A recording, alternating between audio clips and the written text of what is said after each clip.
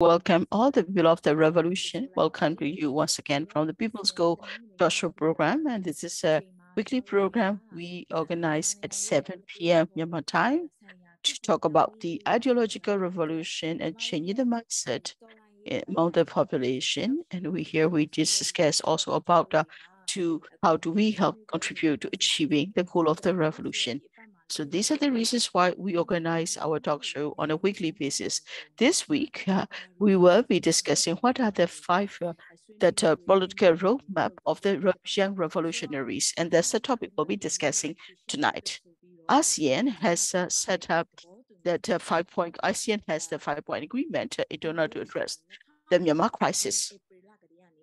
And that agreement was reached with the leader of the military, Myanmar, in April of 2021. It's been almost over 2 years, nearly 3 years very soon.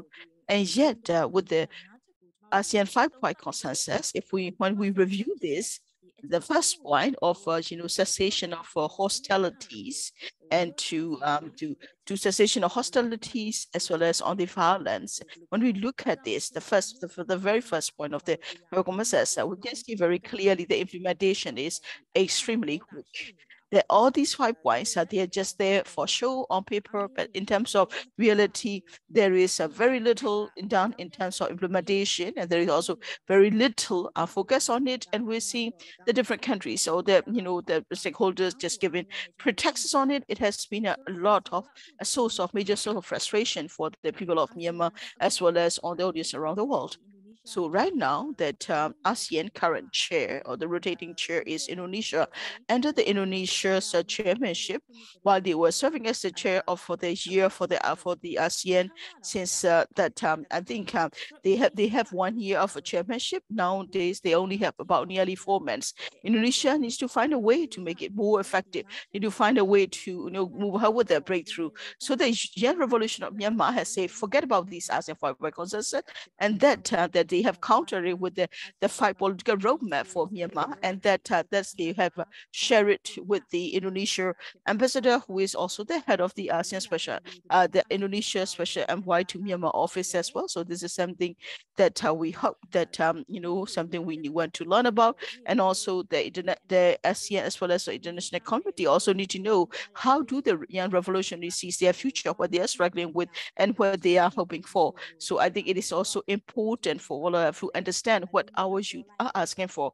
In Myanmar, when we say youth, then technically we say that those who are under 35 years of age, and that's nearly the 60% of the population, as Myanmar is a young country. And the revolution is also that has been started by this youth, and the youth are struggling in the revolution, and the youth have been also making ultimate sacrifices so that we can continue to continue to consist this revolution against the military junta. So tonight we'll be talking about our young revolutionaries. How do they see the future? What are their expectations for the future? What do they want in the future? We'll be looking at and learning from them about the 5 points of the youth revolutionary political roadmap. So what are these 5 political roadmaps, and why did they organize this meeting, and why they have meet with the Indonesian special envoy and so on. So that's what we'll be discussing. And I'll also be before I introduce tonight's speakers, I would also like to give you a short introduction about them. First person is Zepi from Athan. Athan is an organization so working for the freedom of expression. We also have Kristen from the General Strike Coordination Body. Kristen will also be joining as a part of the panel, and then we also have the spokesperson and the Nyein, who is a spokesperson of the GSC as well. That here, so as usual, we'll have our round of speakers with answering the questions, and then we'll also be following the chats and the questions so that we can ask them to our speakers. You can also use the Zoom link to join us in the webinar and ask questions directly to our speakers, or you can also use chats and comments to also ask questions, so that we'll also be given the time for the Q&A at the end of the session. And my name is Htoi, and I'll be the moderator for tonight's talk show. I'm from Kachin State Civilian Movement. First, I would like to invite Zepi to introduce. And that on the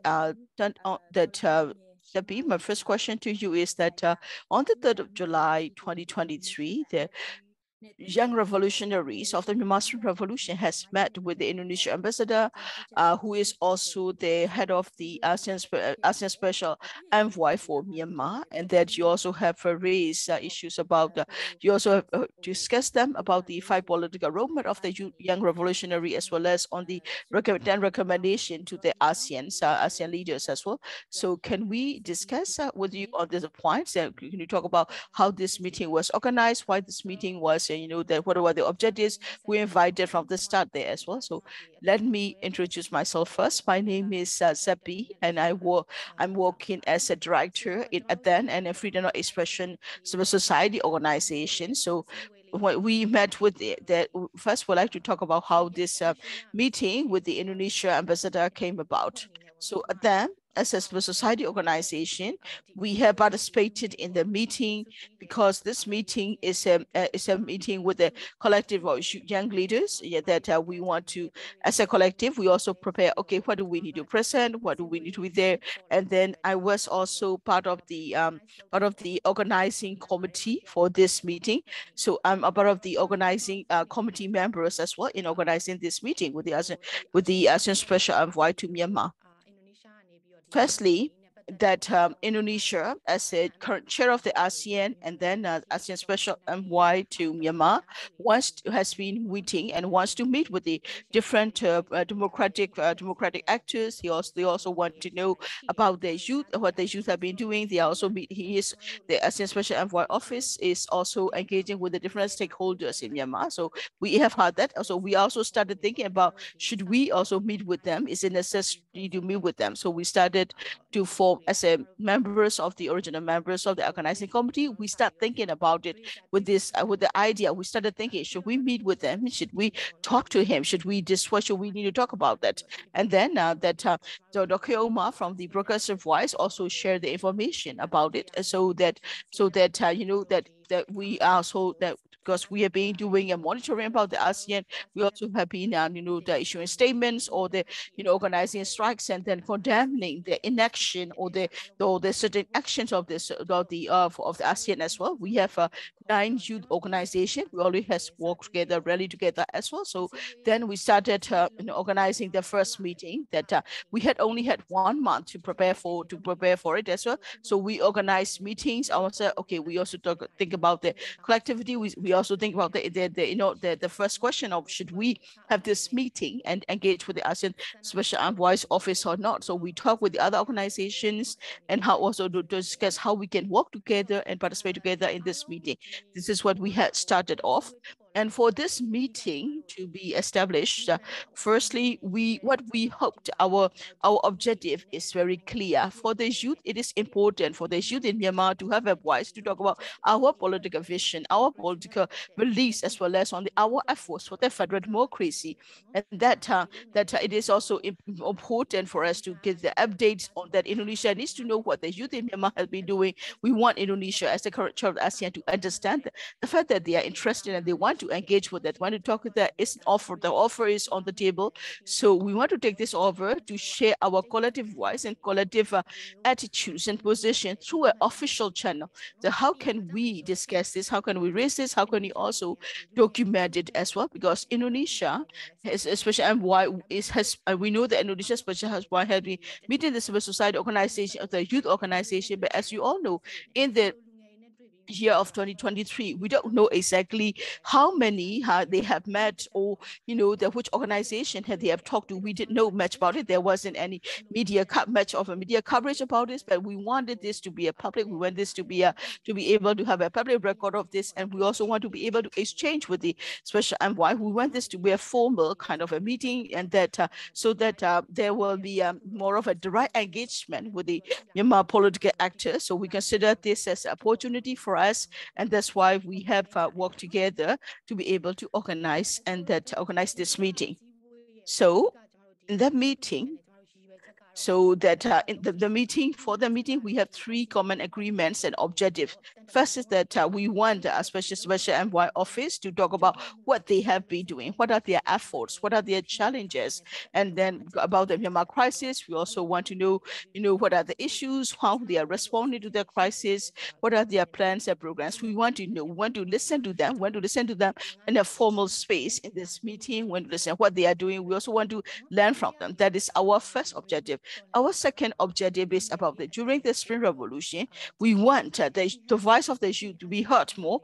We want the voice of the youth to be reflected, and we want that ASEAN leaders to we want them to we want to give them formal recommendation through this meeting. As that is our second objective, and we hope that that in the future also we hope that able to establish a channel of communication.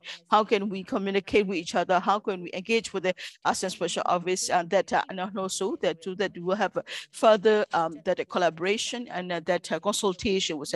These are the 3 objectives for us in organizing this meeting.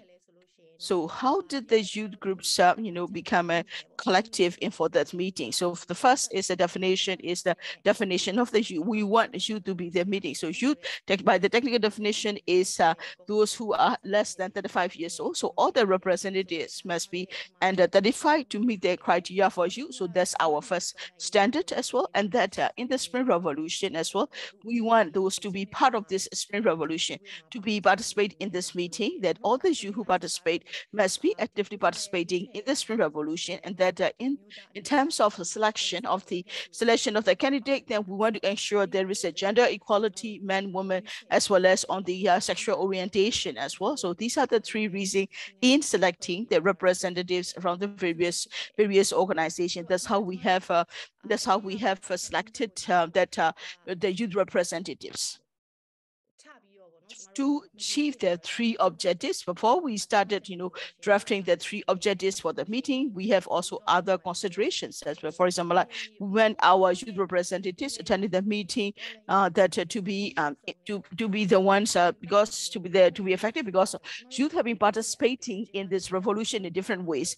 We may do different jobs. We have different tasks. We contribute differently. We come from different backgrounds. So we are all part of this revolution. We must be actively contributing to the revolution, and the recommendations we make may differ. It may come from different backgrounds, but our recommendation needs to be comprehensive, and that these are the considerations upon which we have invited various organizations. We want to ensure that, because we want to have a diversity. So we want to bring organization with the different backgrounds, with the different ideologies. We also want to have a gender that sensitive. It should be gender sensitive, and in terms of language as well.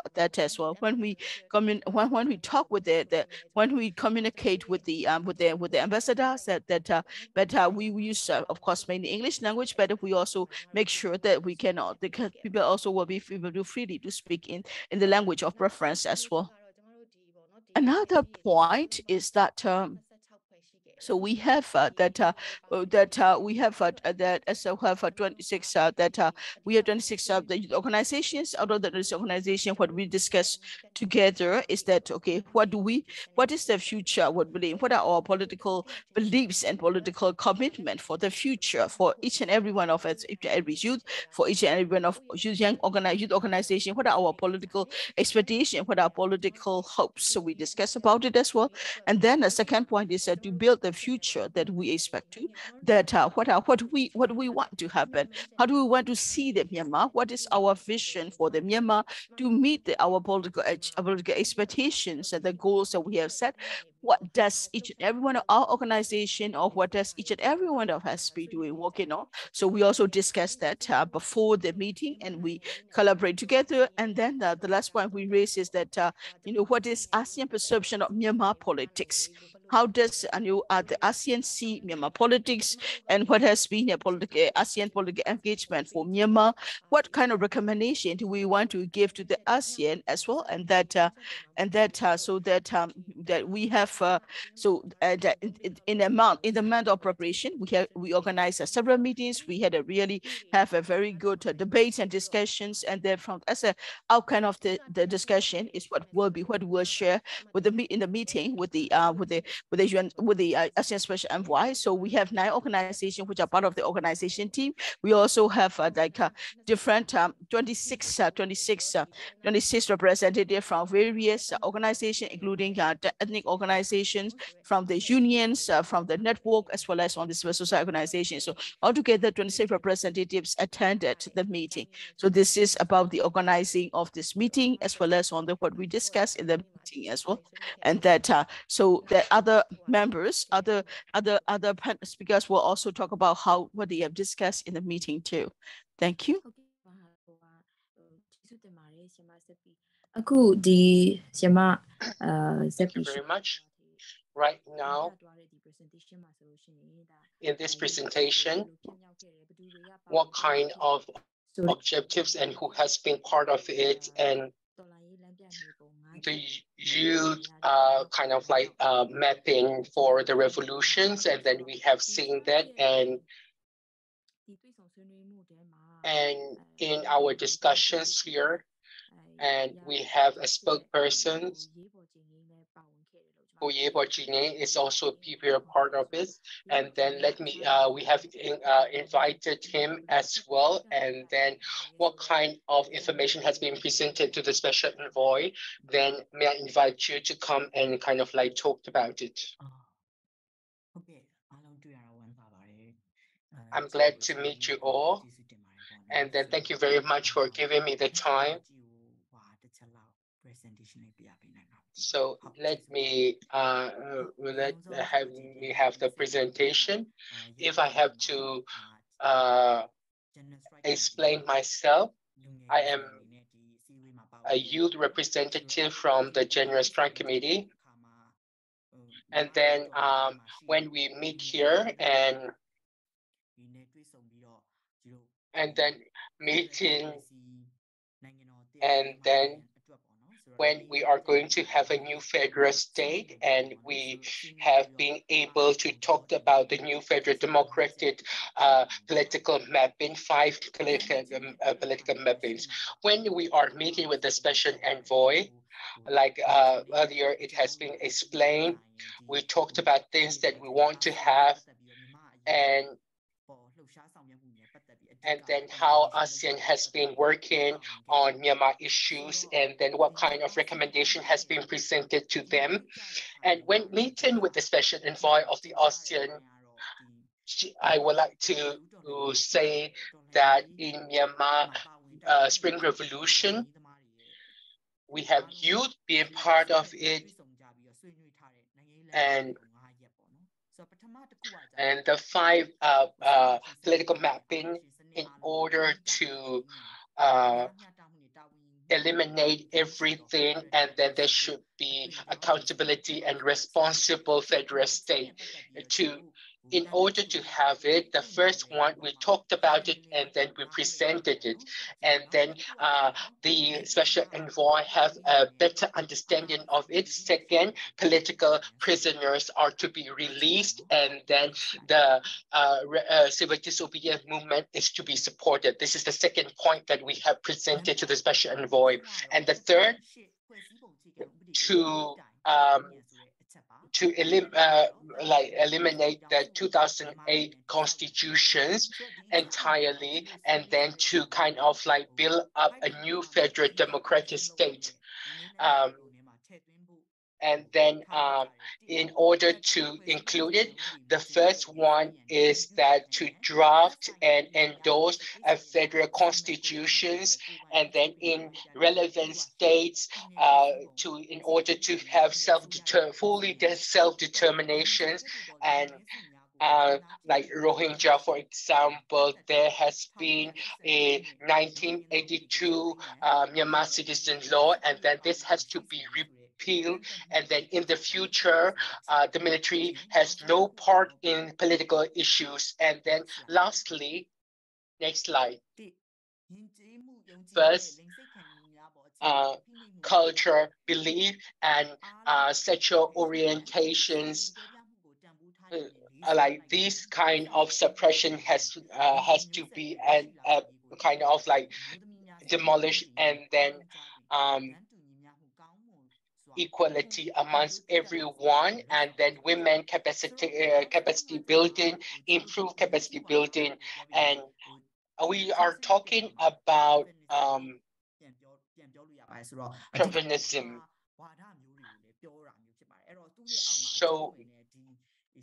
So everything that is here and inclusivity are all part of it. When meeting with the special envoy, we were able to present about these 5 things. So the 5-point political roadmap, we have known that, but then this has not been working at all. And then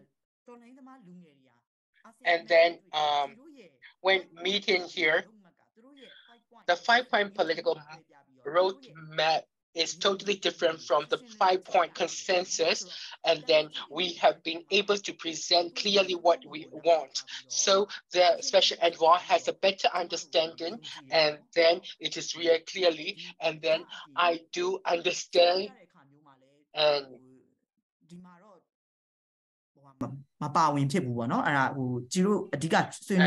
then we have and another thing, not only Myanmar Revolutionary 5-point political roadmap, but then there are activities during the revolution. We talked about it as well in different sectors and activities that are being done in different sectors. We talked about it too. And then in this roadmap, it is not just words alone, but our roadmap has activities, practical issues, and we were able to talk about it to the special envoy. Right now, in order to eradicate the military dictatorships and all kinds of dictatorships, activities are there. And then to abolish 2008 constitution entirely, and then under these things, we have also other activities. So those who have been all the activities of the people who have been part of the revolution. So we have been able to talk about this and present it to the special envoy.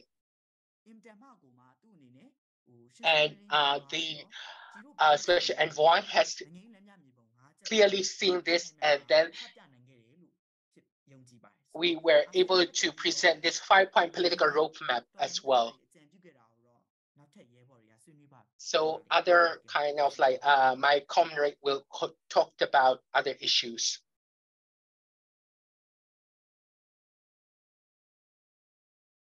Okay, I switch them up.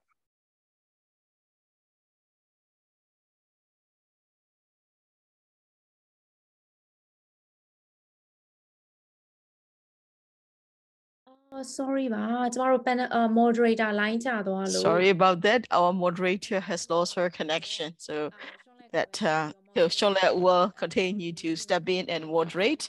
Sorry about that. As you all know, the technical issue as well as on the internet for the people in Myanmar is a major challenge. It still is. So for the next part is we'll talk about the 5 political roadmaps. So here, Nyein had talked about the 5 political but Myanmar Revolutionary 5-point roadmap, as well as there is also, in addition to that, we also have the statement. We have the statement in both English and Burmese language border as well. And that in the statement, we can also see that there are also 10 recommendations. I would like to invite Kristen, a representative from the GSCB, that I would like to request you to talk about it, because you have presented in that meeting to the ASEAN Special Envoy. So why did you raise that these 10 points to the ASEAN Special Envoy? Thank you. So I think moderator has already briefly introduced me. My name is Kristen, and I also attended the meeting as well that I was attending as on behalf of the GSCB as well. That I also had the opportunity to present on behalf of the youth representatives as well. That I also thank you for this opportunity to share what we have discussed as well. I would like to discuss two parts to this dialogue, two parts. One is that our recommendations. Second is that review of the actions of the ASEAN. What is our opinion, and then what ASEAN has been doing. So we do that. We have done that two parts in that meeting as well. First, I would like to talk about the review of the youth on the ASEAN 5 global consensus, as well as on the ASEAN action. When we look at the way the ASEAN has been responding or addressing Myanmar crisis, that we express clearly that we appreciate that the ASEAN in dealing with Myanmar in this fire crisis. But that said, that the way ASEAN has been acting it does not reflect what the people of Myanmar want, and also it does not reflect also what the population of Myanmar want as well. The way the ASEAN has been responding to Myanmar is not successful, and ASEAN has failed in responding to the Myanmar crisis. We also have made 10 also. We also have raised 10 points as well.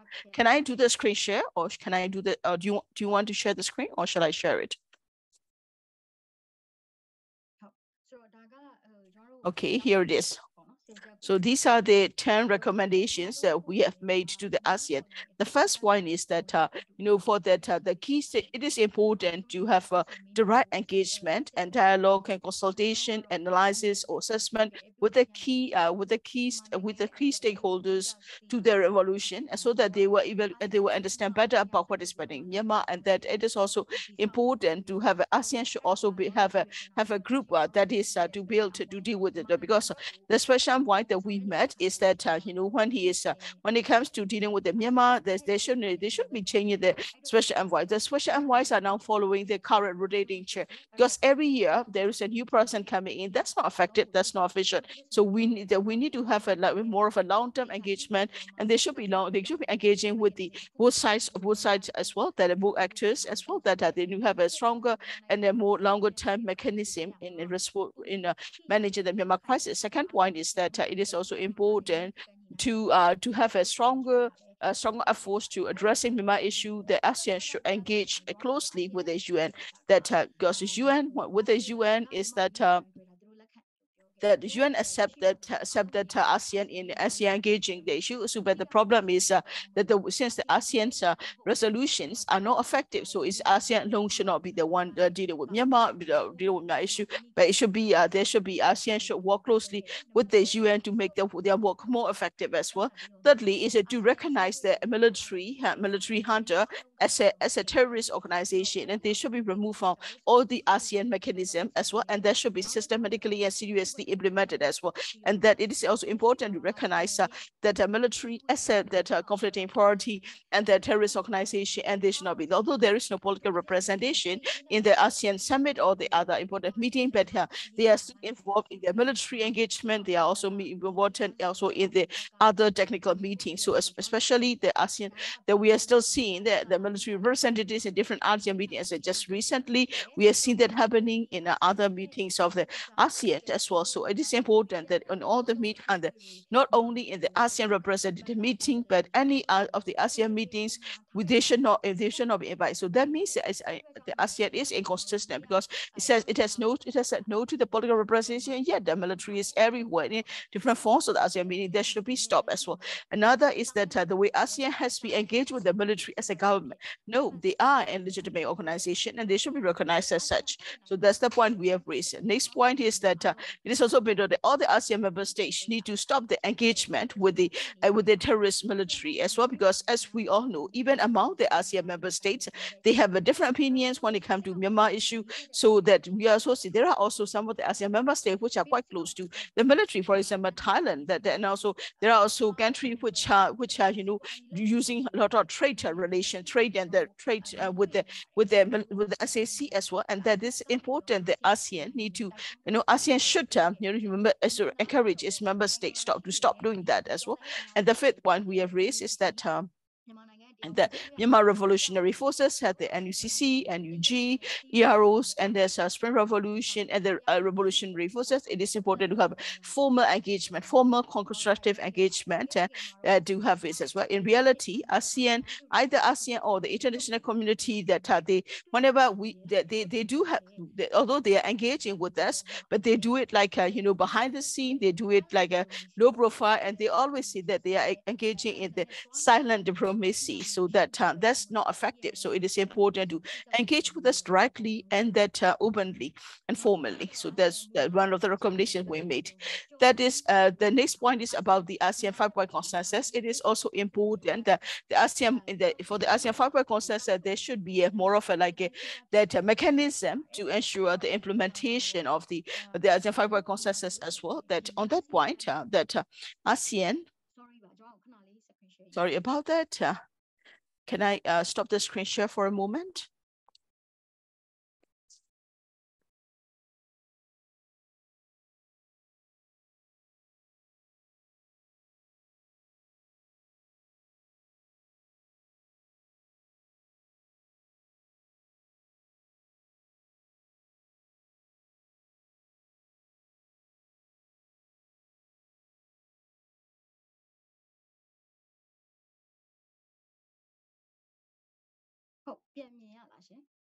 Hope you can see my screen.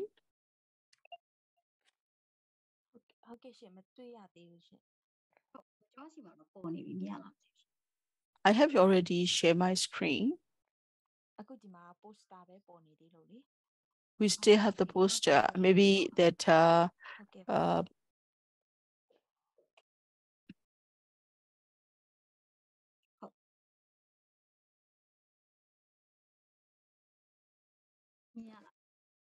hope you can see my screen. Yes, we can see the screen share.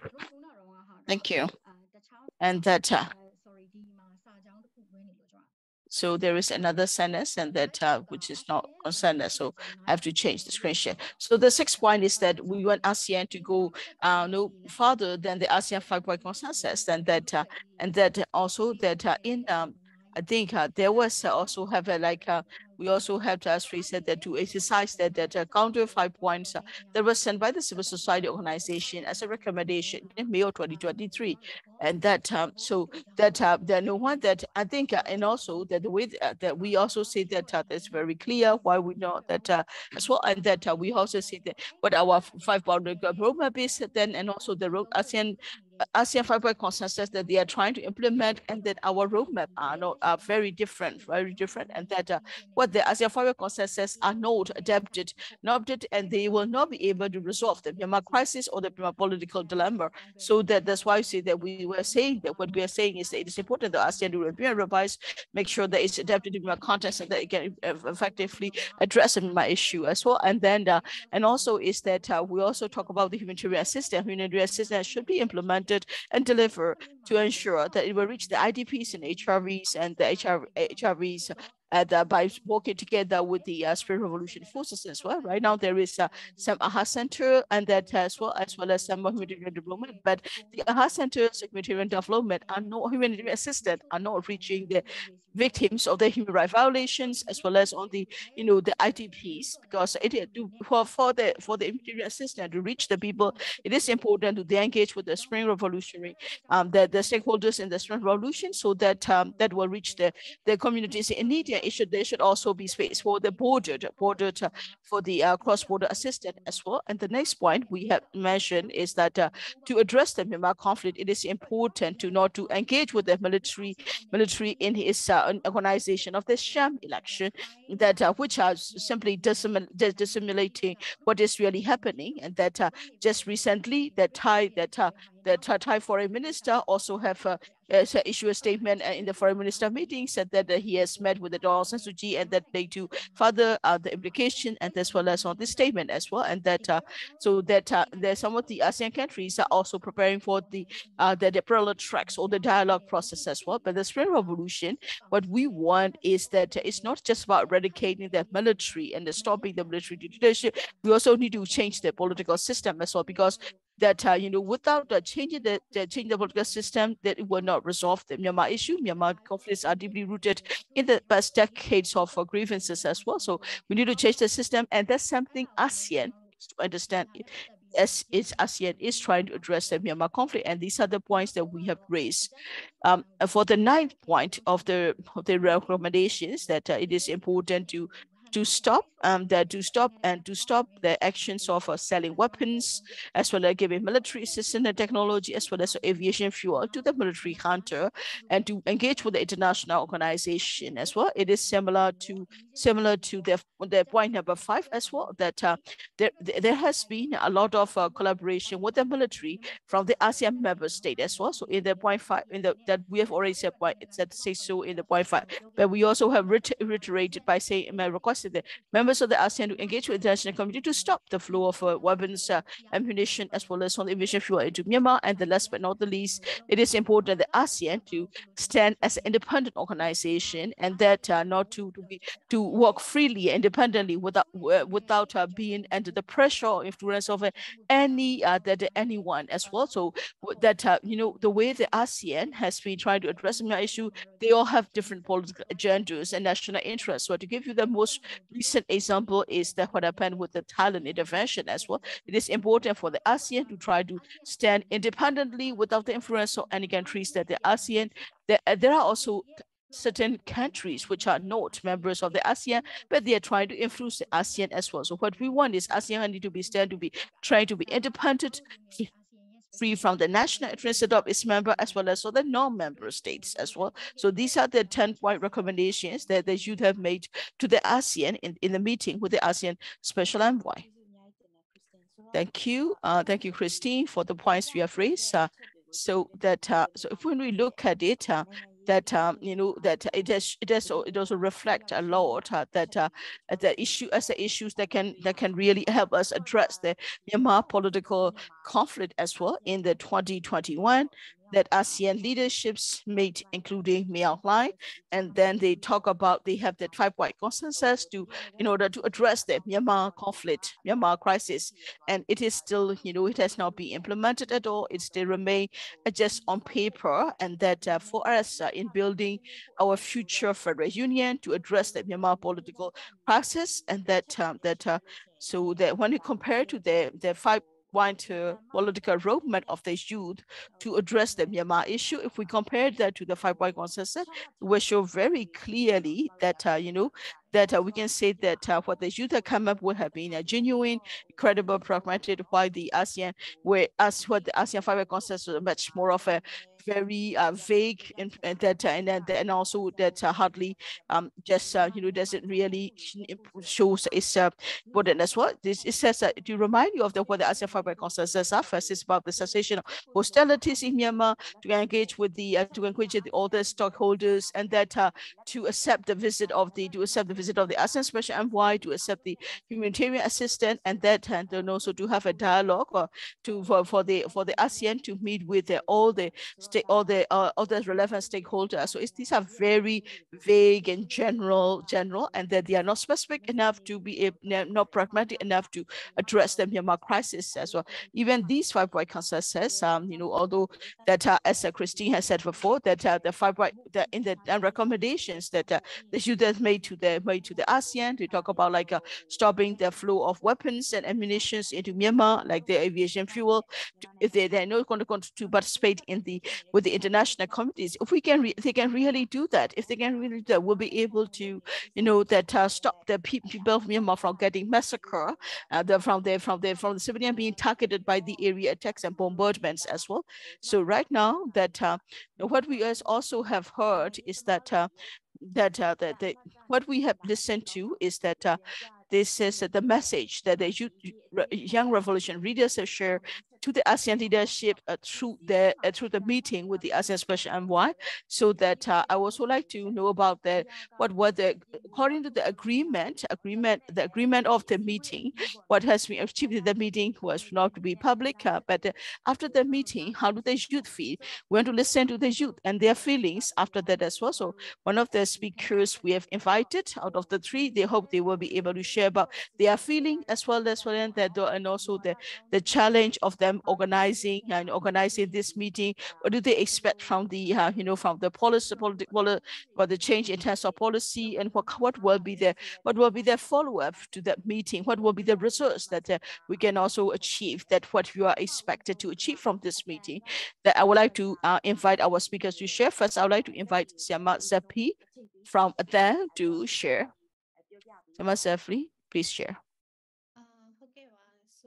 Yes. So after the meeting, what are the responses? So all of our groups, in order to have this meeting and then all-inclusive informations, and then in order to be inclusive, we have given a lot of time, and then we have discussed a lot on our side as well in order to make this meeting a success. And then every youth who has been part of the meeting, everybody has been doing the revolution activities, and they have given their times a lot. And therefore, after the meeting right now, so what are the responses, and what are the expectation? What kind of responses that we have been back? And what I felt is that, like I had said earlier, how this meeting has started. I talked about it earlier, and the special envoy from Indonesia, they have been meeting continuously with the young people, and then who are they meeting, and then what kind of responses, and then what is the reaction. So after this meeting and during the meeting as well, the special envoy has questions, and according to these questions, there has been no effective meeting dialogue so far. And therefore, what I have been thinking about is that we have from different backgrounds, even with youth, women has been part of the Spring Revolution. They may have taken up arms, and they have been part of it from different angles. And so we have this. And then in some of the questions that he has asked, so they talked, we were asked about the questions on the armed revolution as well. Based on that, there is a lot of issues that he does not know about the revolution as well. To what extent the young people are being part of the revolution, and then to what extent the young people are concretely being part of it, and the sacrifices on their lives, even in different angles. We were able to show the envoy of this, and then this is how I felt. We were able to talk about it, and this is what I felt. And another thing is that we have like interactive questions and answer. It is not just one-sided, but then from his side also he questioned us, and we have interaction. And then with this meeting, I kind of like felt it. And another thing is that policy changes with regards to this meeting. What are our expectations? So everybody knows with regards to the ASEAN, the Spring Revolution has been more than 2 years, almost like 3 years. And then with regards to the ASEAN, we have nothing to expect about, because us in ASEAN, since in the beginning, they have 5-point consensus, and so it has nothing to do, and there is nothing the same as what we are looking for within these 2 years, 3 years. So our lives has been, we have sacrificed our lives, and we have the responses of the military SAC, and then we have seen this, the crime that they have committed. The whole world knows about this, and then it is just being neglected. So if it is even like 5 consensus, they are going to do this, then it is totally different from all of us what we wanted. Just this 5 consensus. And then this 5 consensus, has they been implemented, to what extent, and then what has been affected, what have been changes to the Spring Revolution, like the life of the young people who have sacrificed their lives. So in the world, in front of the world, the SAC has continually violated whatever it is. And I don't have any kind of like expectation much, but then this is the beginning, I could say. And then we cannot just say that this is the beginning even. So even if we talked about this is the beginning, and this 5 consensus, to what extent the envoy is thinking about this, we need to understand about this. We need to monitor. So to what extent we can expect, we need to look at it as well. And expectation, if I have to say, like I said earlier, all young people has expected that not to recognize the ASEAN, not to recognize the SAC, and what we are kind of like suggesting to consider carefully.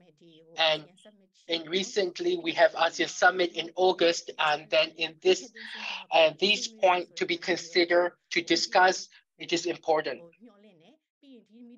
And it is not just this meeting alone, but we talked about the objectives. How can we continue to work on it, and what can we do further? We have expectation as well, and then this is just the beginning, initial. We cannot say this, so there are not much to consider, but the thing is that we will need to continue to monitor the situation. Right now, we have the ASEAN Summit so far. Thank you very much. Like I said earlier, so ASEAN leadership and the expectation, the feeling, so what could happen in the future. And so let me give the time to Yebo Jilin. So thank you very much. So when meeting ASEAN envoy, and in this meeting that we have been part of, like I said earlier, and then different, we have given our time, and so in ASEAN, our recommendations, so we kind of like discuss everything together and submit it. So what is the expectation? What is the limitation of ASEAN? And then young people knows about them, and then based on that, so I don't have much kind of like feelings. And then when meeting them, we were able to talk about it. We are doing this, we are doing that, and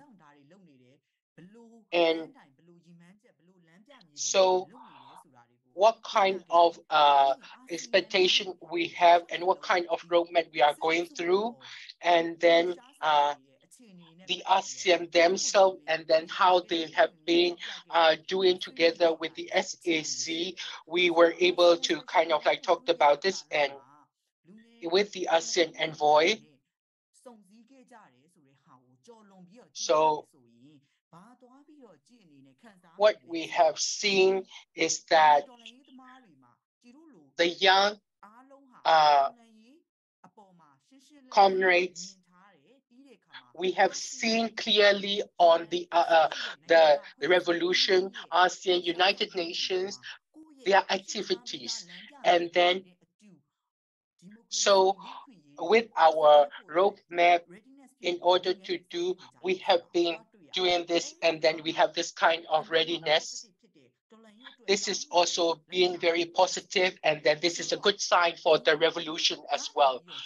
So from this, if we looked at it, how are we going to meet and see, and then like in the recommendation, it's like the situation of ASEAN, the activities of ASEAN, we talked about it as well. So response of the ASEAN, we cannot say that for the time being, we have good feedback, and through this, and in this summit,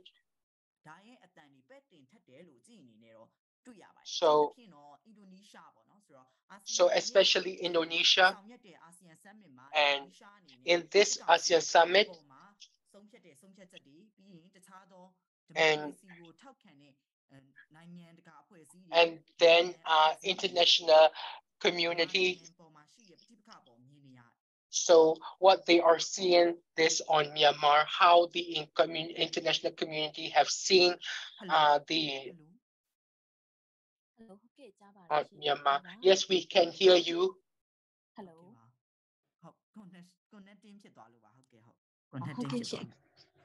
I've been reconnected.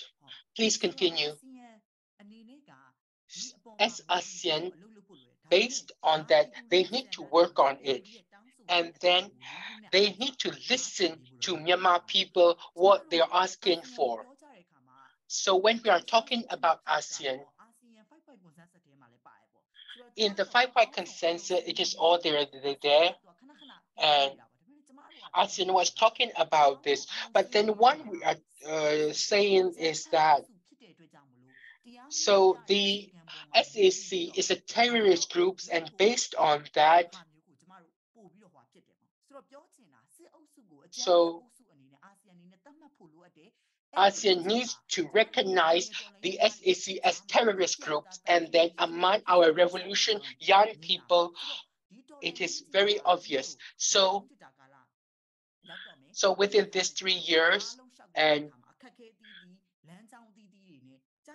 we all are being part of it, and therefore, so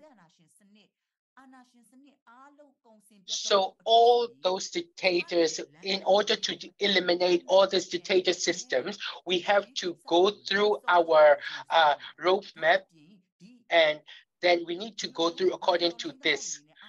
And the young revolution people, so in the international, among the international community, Myanmar issues to be well understood by the international community.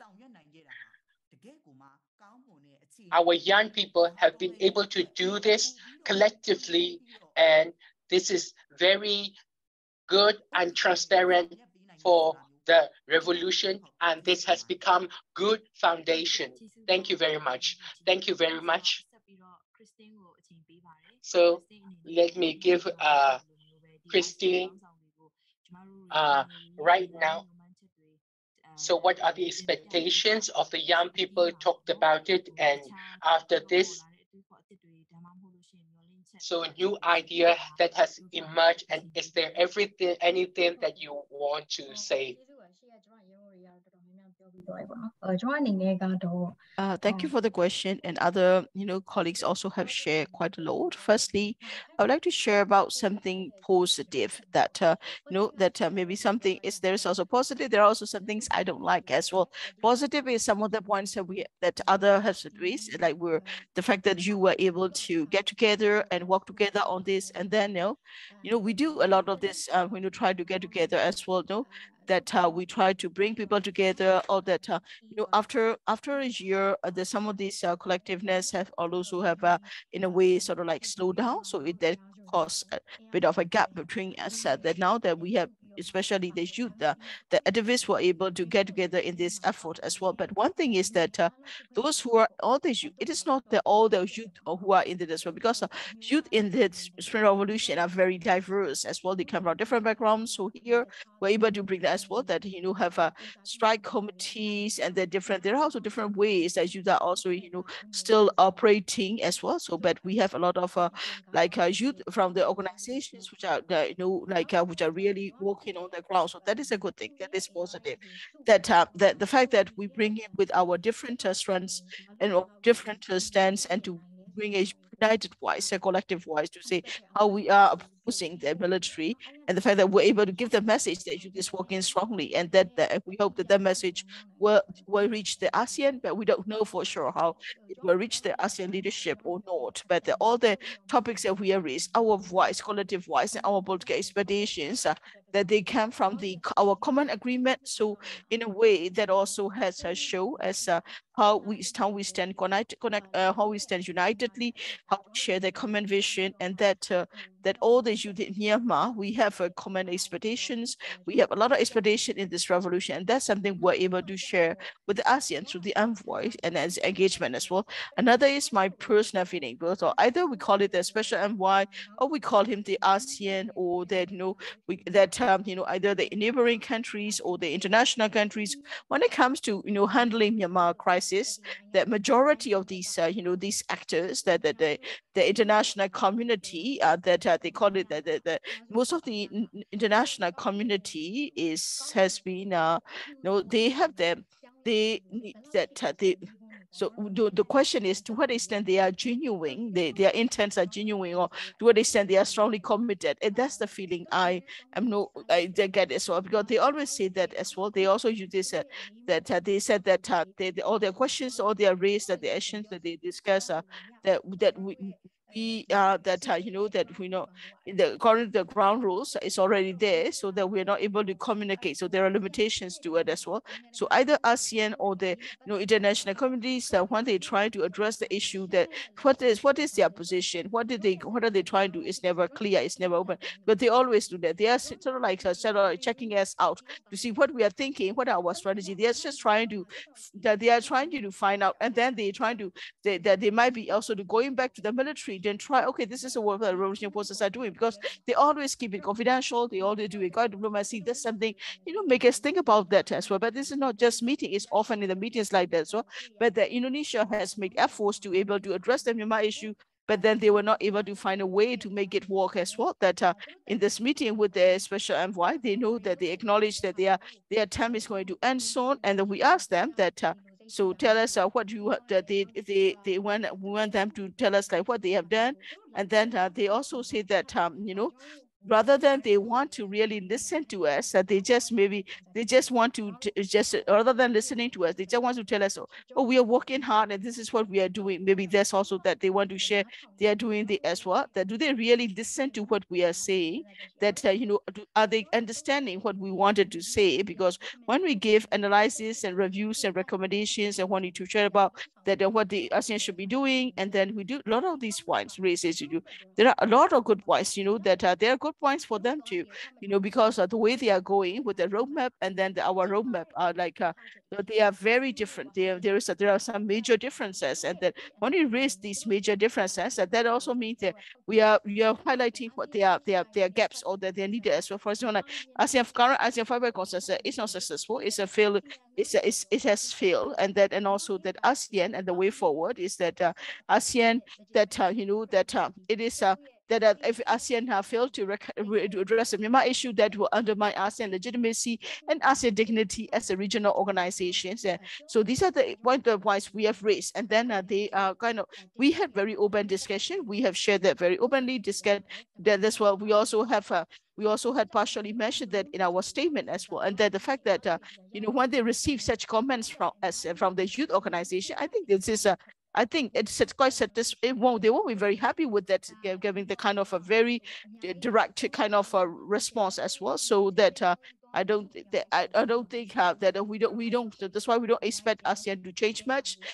Our recommendations that I'm sure they will not be happy with our very frank and direct criticisms of their failure to address the issue as well. That and also that there are also many interest-based relations with the military junta as well. So that if we do things to say they please don't do this or do that, they will not do that because they have a lot of interest in that as well. So the recommendations that we make is that the points that we are raising kind of difficult because it's sort of like we are like we are hitting ourselves. We are like the waves.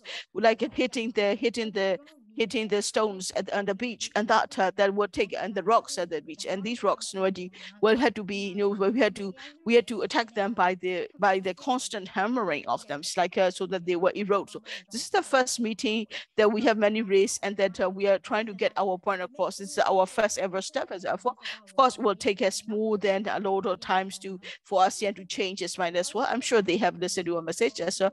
That we have requested. What we have requested is that we want to issue a statement, and that so that we said, although they practice is really practice the silent diplomacy, we said no, we want to issue a public statement, and they were able to discuss and agree on that beforehand to be able to prepare for it. So we're able to give our points as well, and that it's not just like go and meet and then we share and we had an honest discussion and then it ends there and then nobody knows about it. No, we're able to make it public to the international community, to our public. It's yes, we had a meeting, we had the issue, that are the issues that we have raised. So they have to be take more care about it. If they want to exercise silent diplomacy, yes, they can do that all, but we are asking them to go beyond that by making the public statement, public statement as well. On the day we issued the public statement from the Indonesia, also had done a press statement as well. They did a press conference the Indonesia side also did as well. In the press conference, they also said that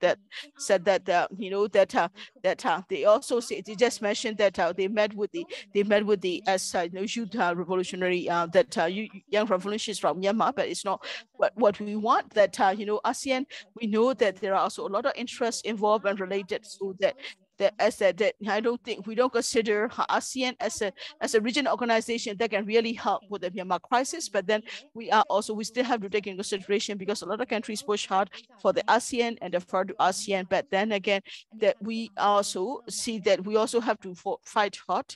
We also have to fight hard so the ASEAN will be able to go beyond the limitations of their interests and to be able to to be able to address the Myanmar crisis. So thank you for very constructive feedback, as well as on what you are happy with it and your frustrations. Thank you for your sharing that what you feel about it as well. Thank you very much indeed.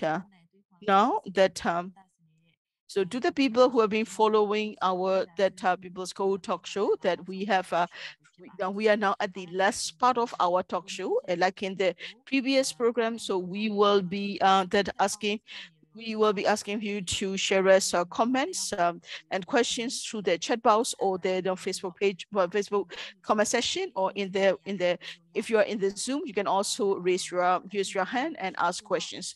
Now it's the time for the Q&A and the comments and discussion as well. And that so before we go to the last part of the Q&A, so I would like to ask one last question to our three speakers that just recently Thai Foreign Minister has have go against ASEAN, and then he says he had claimed to have met with Daw San Suu Kyi, Daw San Suu Kyi, and that so, and also said that Daw San Suu Kyi welcome that dialogue or the meetings without preconditions, and that on that point, I would like to check with you. If you have any comments or response to that, to the claims that the Thai Foreign Minister has made. So first, I would like to give the floor to Siamazabi. Siamazabi, what will be your response? Thank you very much. So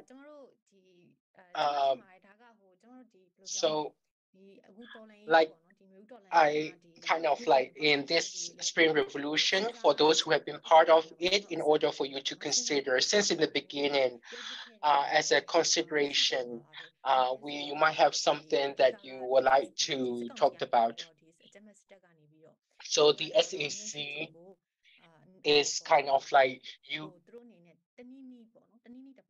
using Aung San Suu Kyi in a way.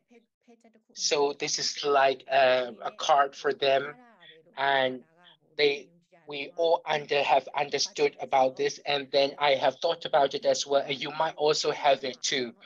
So they will use it in any way. Right now, they have been using her. Right now, Thai Foreign Minister met with Aung San Suu Kyi. So this kind of things will be used like this. So it has been like it's kind of like ambiguous issues like meeting or not meeting. The foreign minister of Thailand have met, and then we all know about this. So this kind of thing will have come into place, and then there might be other things that we have not thought about it, and it have come into place.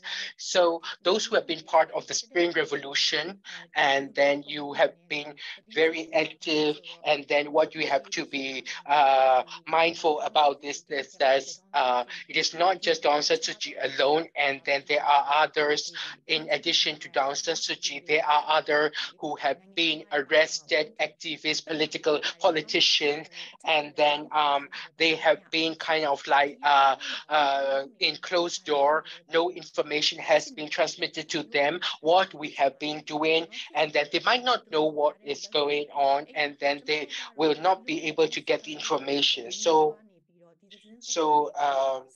in rather than like monitoring this kind of information, we will be getting this kind of information. But what we have to be mindful is that from the SAC, one after another, they will be coming with indecent and then kind of like wrongful information and tactics. So we have to continue do what we have to do with our full belief, and then our revolution to administer it in a way so that carry on. Thank you. So thank you, Masipi. And then so let me invite Yebo Jinye. Thank you very much. And then so this issue has been a hot issue, and then in the ASEAN Foreign Minister meeting, as a surprise, the Foreign Minister of Thailand has done it. According to the protocol,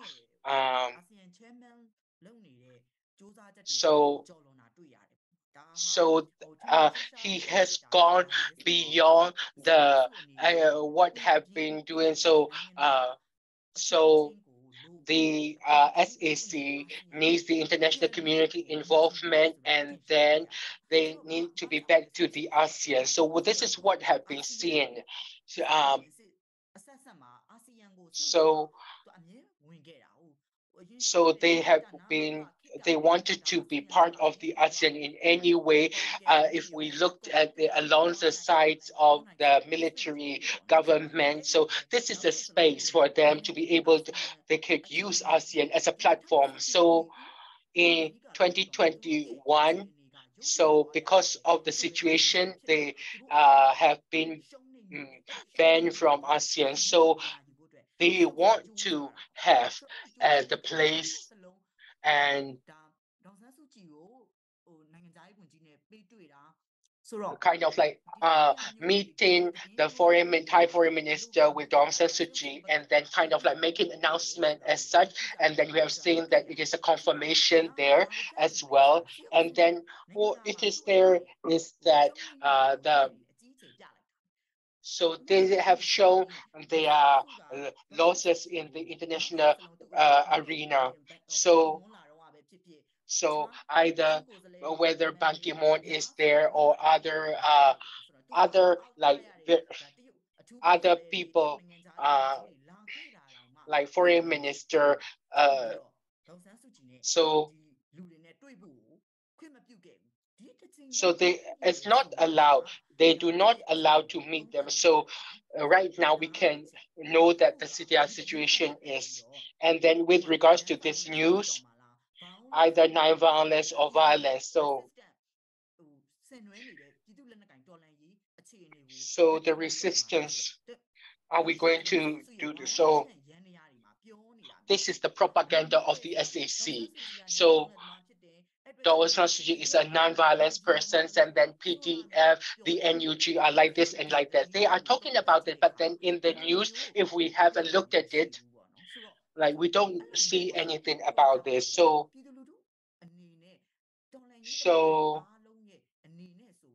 ဒီအပေါ်မှာဒါဟာစစ်အုပ်စုရဲ့ဝါဒမိုင်းတိုက်တဲ့လုပ်ရက်တစ်ခုဖြစ်တယ်ဒီဝါဒမိုင်းတိုက်တဲ့လုပ်ရက်ကိုဟိုကျမတို့ so our people in our political roadmap and our political objectives, and then we need to kind of like carry on whoever is coming. We have to kind of like try to eradicate the dictators and then the military groups like that. So we have to be very careful and be mindful about this situation. So I am not saying not to neglect this information, but then this is we have to be more mindful and we have to be more united in the work that we are doing. And another thing is that in the international arena, and then our Spring Revolution, we have like EAO, NUCC, NUG, other General Strikes Committee, and activist organization, other people resistant organization, all of them inclusive, and then our political forces, and like to show them what we really are in need of. And we need to do this. We need to show this. And therefore, we need to be careful and we have to be careful about this. And then, so whether Daw San Suu Kyi news or so I don't have to be kind of like whatever they are talking about is interesting. However, the main thing that we need to focus is that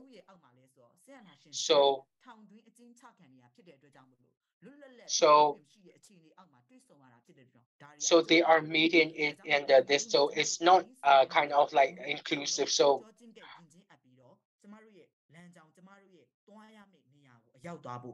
we need to be careful about this. Thank you very much, G. This is kind of like so this is the counter checkpoint that you could explain, and then all the speakers and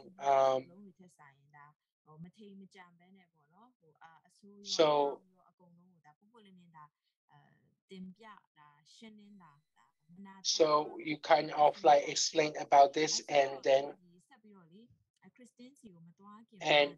before we go to Christine, there is a comment, and so I will ask some questions after that, and we will end this. So we have seen here that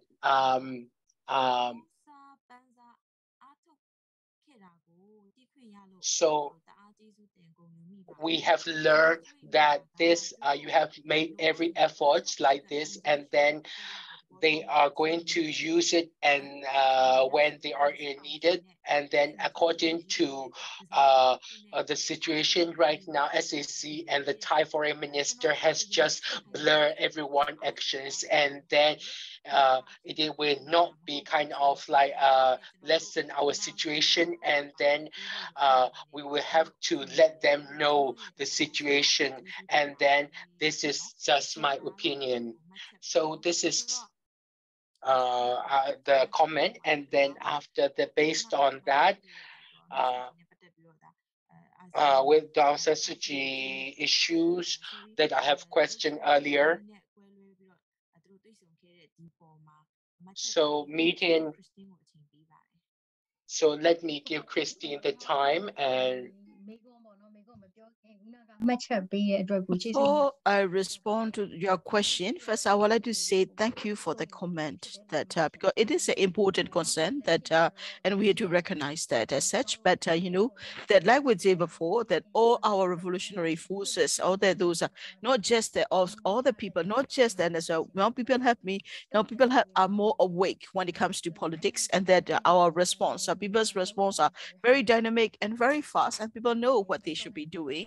They are doing it as well. They are all the revolution forces, and the people of Myanmar are very aware about the political play the military has try to start instigate as well. So I think we all need to be keep that momentum alive and then going with it as well. And to respond to your question about this point time, I would, before I give my answer to this, this channel is a channel that know about it. And this is a channel I think also military also have to keep an eye on it. So I would like to, this is my message to the military. The revolution that we are fighting, that the battle that we are engaged in is not like 88 generation.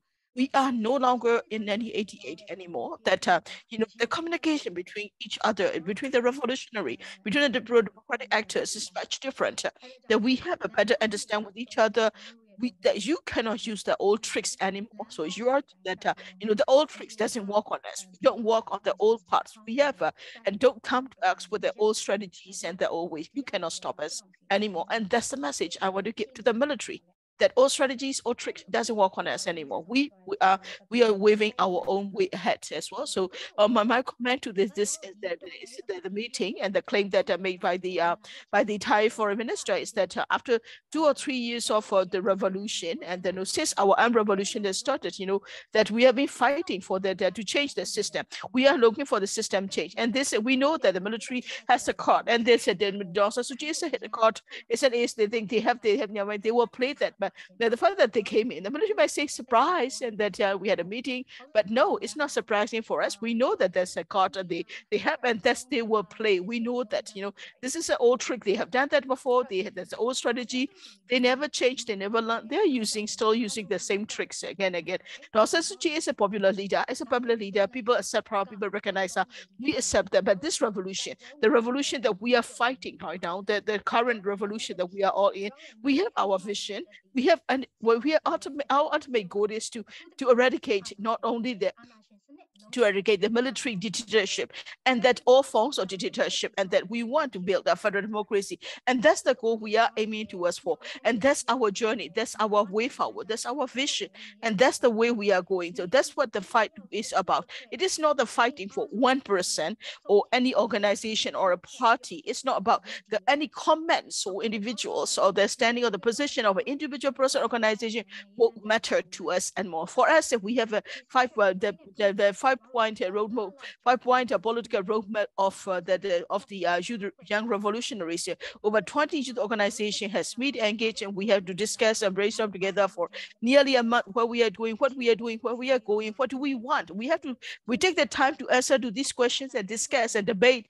We have to debate and to be able to bet. Based on that, we have the 5 political roadmap of this young revolutionary. It's not for the interests of an individual person or an individual organization. So it is not. It does not reflect that, and it is not. And that what we understand is that I think this is not something that only the young revolutionary understands and believe in. This is also what the people of Myanmar believe in as well. When this incident happened, GSC also have issued a statement. After the statement, I think that people's position and the comments, and that if we look at the comments and the feedback response to us, for us is that people stand by us and people are with us. Yeah, it's not just us, not just all the revolutionary forces, and that that even the military, and that is something everybody has seen clearly as well. That this shows how strong, how committed we are, and how that aligned we are in this revolutionary movement, and that and also that our expectations, our objectives, that it's like that just put them on the dialogue and changing the government. That will not end our revolution. That will not end our call for movement. That's shown us very clearly. So my message to the military is that the fact that they raised the point is is actually unifying the revolution. It is giving us a more energy, more will to keep on fighting as well. It also showed the desperation of the military, how they desperate they are, how chaotic they are. They are chaotic. If you look at it militarily, they are struggling because they have to face many war war theaters across the country. So we've been hearing that in the KIA, in the KIA area, in Kachin area, the forces that are fighting in the Kachin area, some of the officers that has been the entire that the regiment has of the military has been arrested and been that interrogated by the military because they refuse to fight, or because of their their interest has been all those who are fighting in the military, they are fighting for their own. They are not fighting for the military, they are fighting for their own interests. There's a corruption, they are also have it's once there are there's impact on their own interest, then there will be changes as well. If you look at this is on the examples happening. I think all those people that all the forces which are supporting their military is based on their own national interest, their own interests. So that if they think that political parties or entities, if they think their interests will be impacted, they will change as well. Right now, if we look at the if you look at the democratic arena, the diplomatic arena, although that they are military is literally a pariah, that they only have they can only make friends with Russia, which is also another pariah because of the invasion, that they have no friends in that world, that all the other international communities, although they do not recognize that NUCC or the NUG are formally, they are also not recognizing their military junta, and that is a very good symbol, very good signature, very good sign for us as well. And with the support of the people, we have to try very hard to be able to operate it as well, operate the country, provide the service as well. We know that Myanmar economy has deteriorated. The currency, the depreciation of the Myanmar kyats is quite that there is inflation is high, that even that people are struggling with their salaries, and then to be able to find a job or to be able to work. And that's because of the mismanagement of the military, and that they have no skills at all in running their country. Just the other day, even that the military that under the military military patronage, like two national banks has been sanctioned by the international community. So the other banks are also being sanctioned by, and so some of the so that MAI, so MAI has a bank, MAI has a bank account in Singapore, has been sanctioned as well. So all these for the military, they need they are desperate. They are in desperate need of a political play because they are desperation, because they are cornered. That's why they are desperate, and they are trying to do whatever they can to respond to the situation. We call it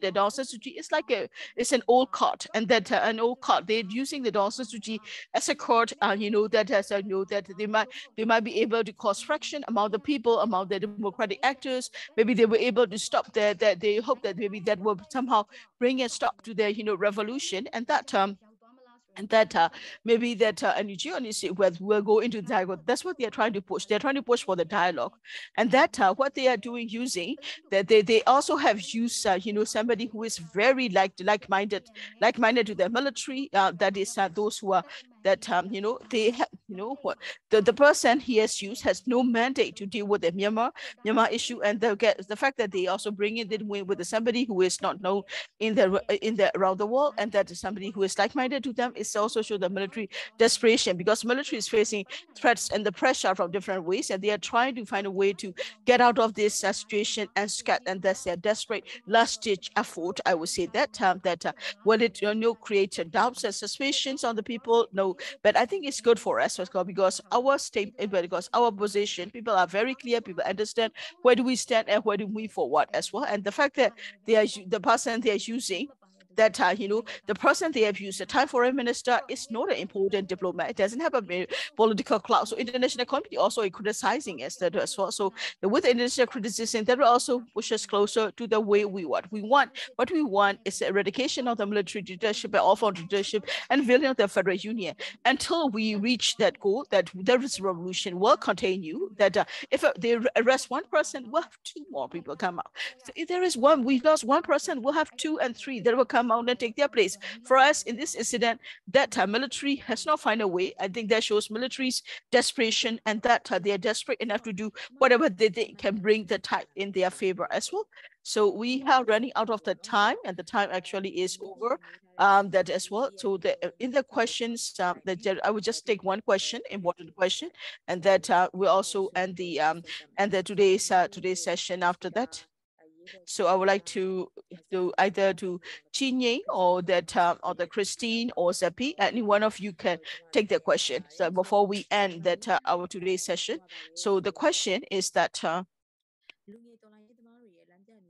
genre that roadmap of the five-point roadmap of the youth revolutionary and revolutionary actors mean that does the young revolutionary leaders have the representation of the representation of the people, and that does the three who are discussing have they been elected by the young revolutionary as their representative. So that's the question we have received. That's the first question. Second question is that what is a chauvinism?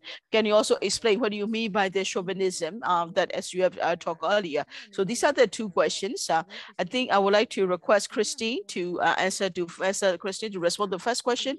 If it's possible, maybe Nyein can respond to the second question.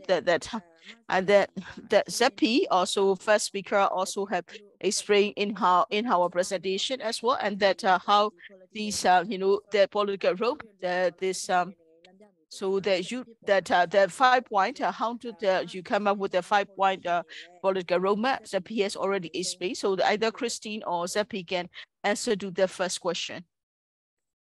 Thank you. In that case, I will start to respond to the question.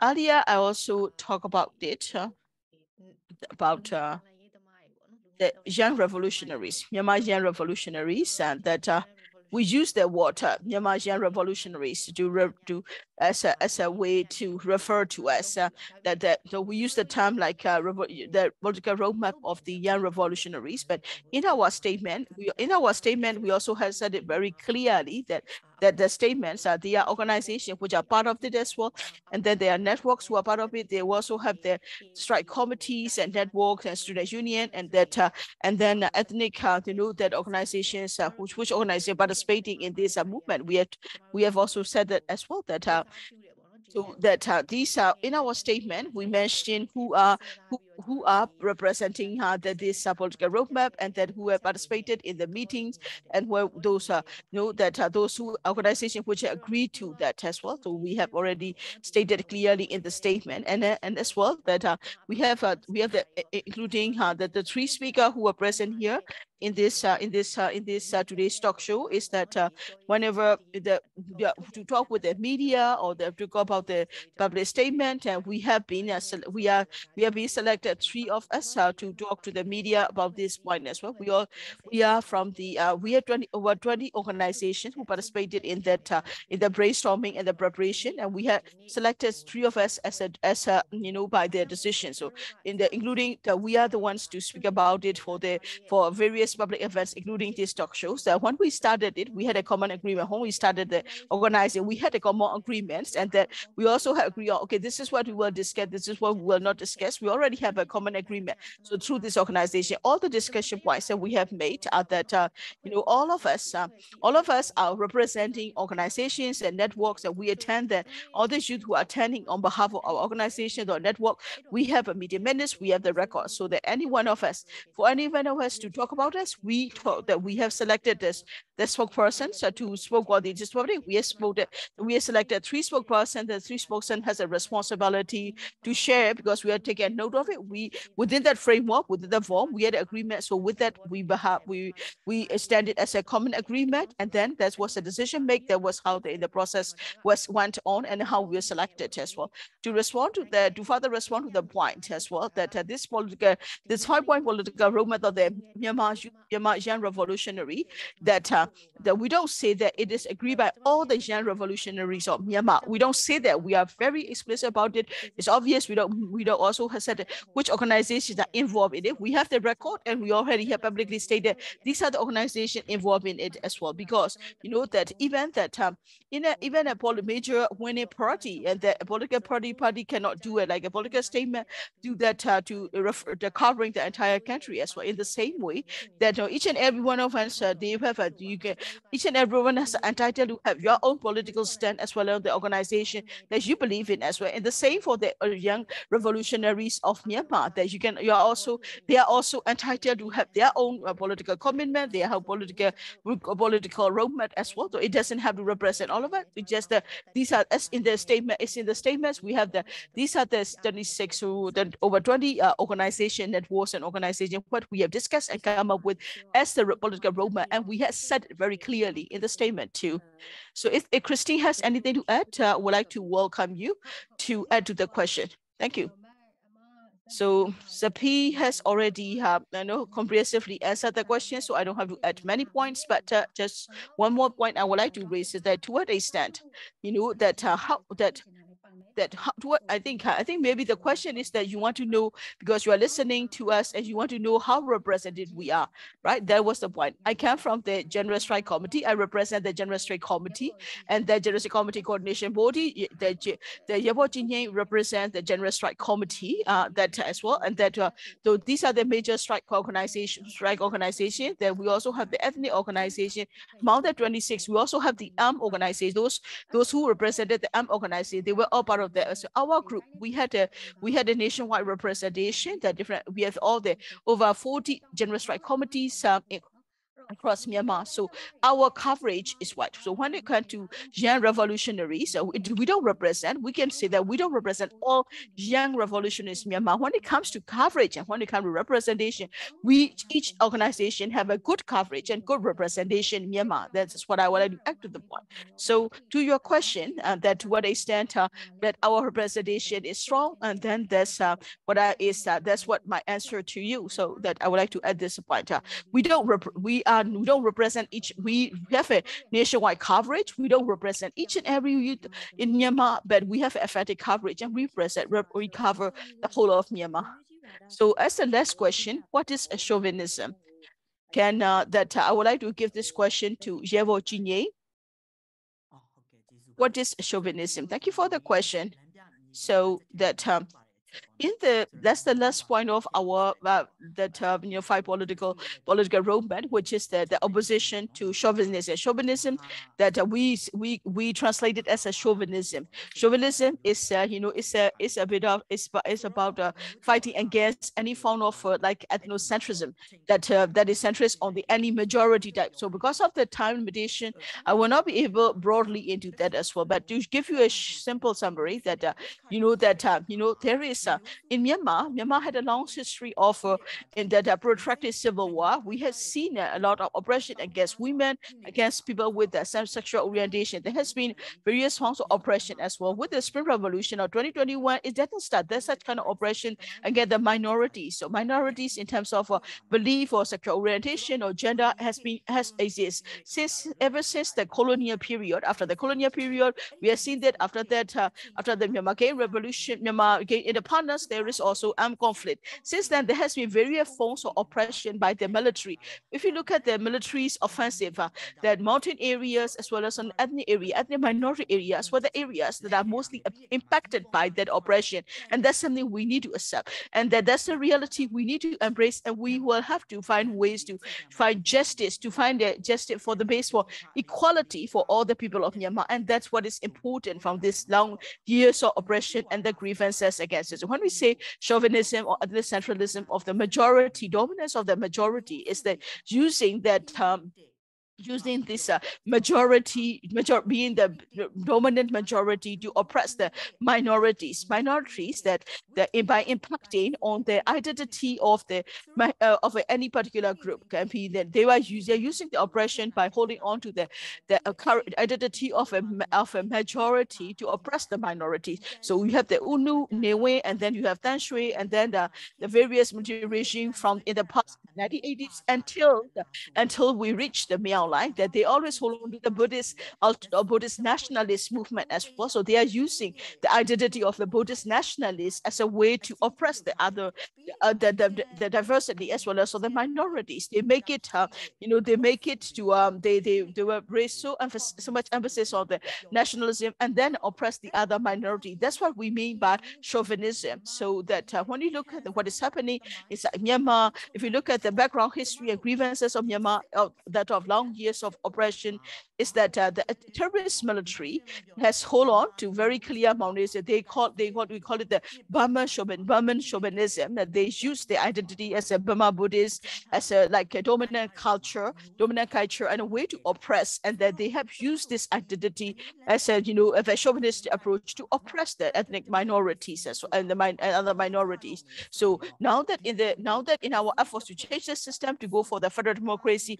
then it is important to be able to free from this kind of authoritarianism, or that kind of that of ethnocentric, or that kind of one majority dominating, oppressing the others. That's something we have to eradicate. That's what we need to have a change in. As that's the essence of our movement. Everybody is equal, that we all are entitled to the equal rights, and that the freedom and justice, the independence, freedom and justice and human rights. That's the basis upon which we are fighting our revolution. Or that's the goal of the revolution. To summarize this, that in Myanmar, military, with the prolonged civil war, if we look at the armed conflict in Myanmar, the obvious common enemy for all of us is the chauvinism. Chauvinism for the military hold on to the Burma Buddhist identity as a way to oppress to other people, as a way to discriminate, and also have to cause a dissension as well.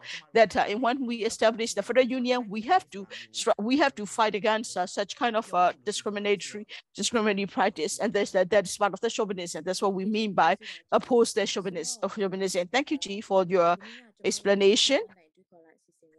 So we to the people, all the people who are listening to us, we have listened to what the Nyein revolutionaries have shared about their five-point political roadmap as other advice. Then when we look at the discussion, our revolution is not just about the armed resistance inside the country.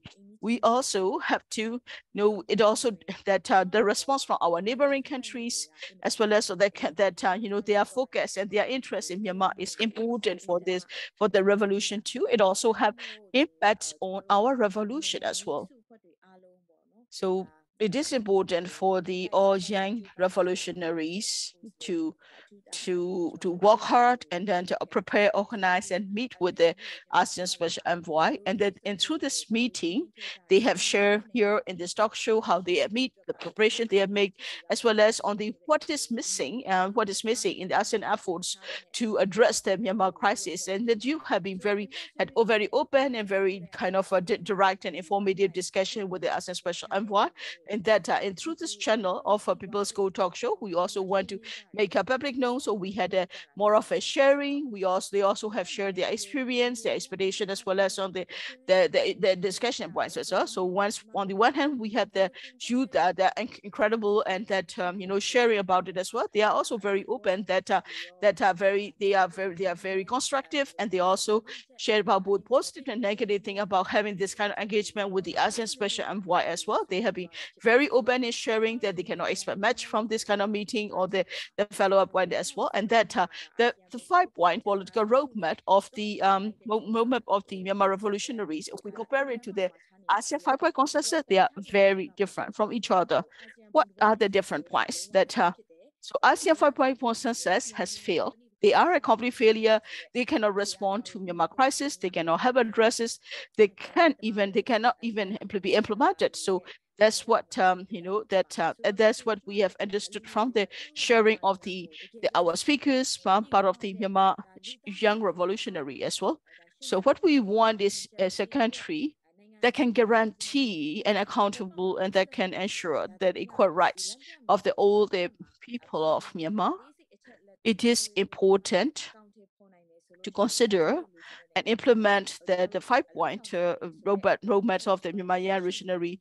So we also have the expectations that we'll be able to build something of a future like that in the long run as well. So to all the I hope that this talk show gives you a clear idea, clear picture about the expectation, objectives, and the expectations from the different revolutionary forces, particularly you from Myanmar. Thank you for joining us. Thank you for listening, and hope that you will also join us in the next week's session.